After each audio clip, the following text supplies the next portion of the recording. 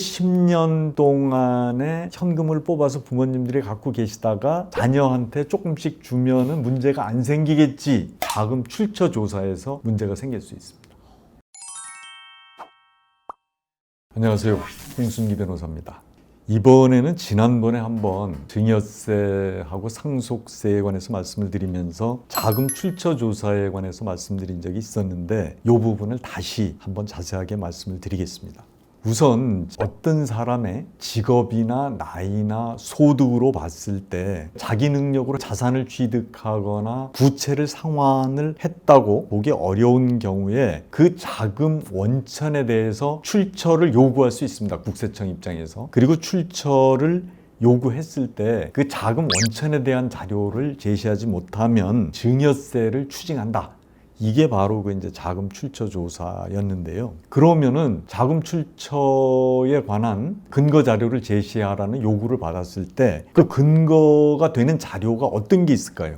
근로소득이라면 원천 징수 영수증이 있어야 되고, 사업소득이라면 소득세를 신고 납부서가 있어야 되고, 그 다음에 돈을 빌렸다면 부채증명서, 임대보증금을 자기가 받았다 그럼 임대차 계약서 사본, 재산을 처분했다 그러면 매매계약서 사본, 현금이다 그러면 통장 사본을 제출을 해야 됐습니다. 그러면 어느 정도를 소명해야 되느냐? 그 취득가액, 자기가 취득한 가액의 80% 이상을 소명해야 되고요. 그 다음에 10억이 넘는 것은 2억 원을 제외한 나머지 금액을 소명할 필요가 있습니다.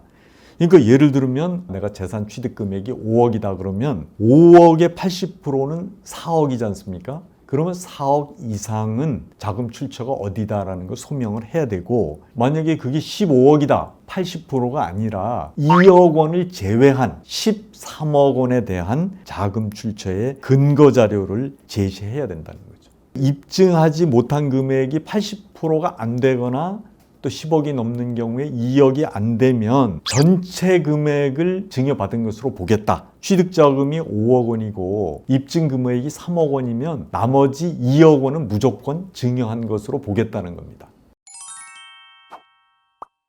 국세청에서 자료를 내라 이런 걸 요구했을 때 여기에 불응하거나 또 제출된 자료가 허위다 이렇게 인정된 경우에는 세무조사를 받게 됩니다. 그리고 지난 시간에도 한번 말씀드렸는데 증여 추정 배제 기준이라는 게 있었습니다. 재산 취득일이나 채무 상환 전 10년 내에 재산 취득가액이나 채무 상환 금액이 일정한 정도의 미달이 되면 그것에 대해서는 증여로 추정하지 않겠다.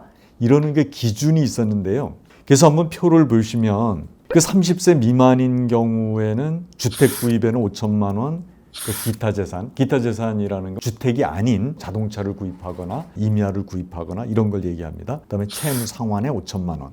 그래서 1억 원까지는 증여로 보지 않겠다. 그러면 주택을 구입하는데 4천만 원, 자동차를 사는데 4천만 원, 그리고 채무 상환하는데 3천만 원. 그런데 이거를 다 합치면 1억 1천만 원인데 그러면 총액 한도는 넘어서기 때문에 이런 경우는 안 된다는 거예요. 그리고 또 하나 여기서 조심하셔야 될 게 30세 이상은 주택 구입할 때는 1억 5천만 원이라고 했는데 2억 원 이상짜리 주택을 구입하면서 1억 5천만 봐주겠다는 뜻이 아니라 1억 5천만 원 이하의 주택을 구입해야 되는 겁니다. 조사를 해보니까 통장으로 들어온 게 명확하게 보인다. 예를 들어서 증여가 명확하다면 증여 추정 배제 기준 미만이라도 증여세를 부과합니다.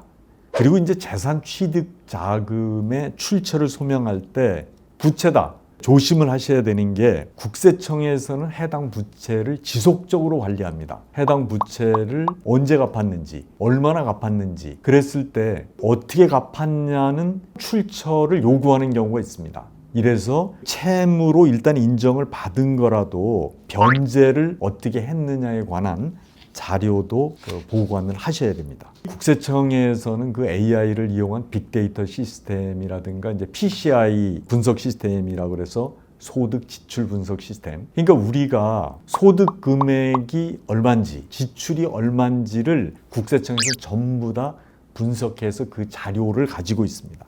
그리고 또 하나는 금융정보분석원이라는 데는 하루에 1,000만 원 이상의 현금을 찾을 경우에 각 은행에서는 금융정보분석원으로 보고를 하게 돼 있습니다. 또 하나는 의심스러운 거래가 포착이 된다. 금융정보분석원으로 보고를 합니다. 그러니까 이제 우리가 잘못 생각하고 있는 것 중에서 현금을 뽑아서 현금으로 주면 모를 거다. 근데 결국 PCI 분석 시스템 같은 게 그거잖아요. 내가 돈이 어디서 났다라는 거가 지금 국세청에는 다 입력이 되어 있는데 갑자기 더 많은 돈이 생긴 거죠. 그건 현금으로 받은 건데 어디서 받았냐 입증을 못하면 그건 다 증여로 보겠다. 그래서 10년 동안에 현금을 뽑아서 부모님들이 갖고 계시다가 자녀한테 조금씩 주면은 문제가 안 생기겠지. 자금 출처 조사에서 문제가 생길 수 있습니다. 그러니까 이제 모든 자료는 국세청에서 가지고 있다. 이렇게 보는 게 맞습니다. 국세청 대단하네요. 이 영상이 유익하셨다면 구독, 좋아요 부탁드리겠습니다. 네, 감사합니다.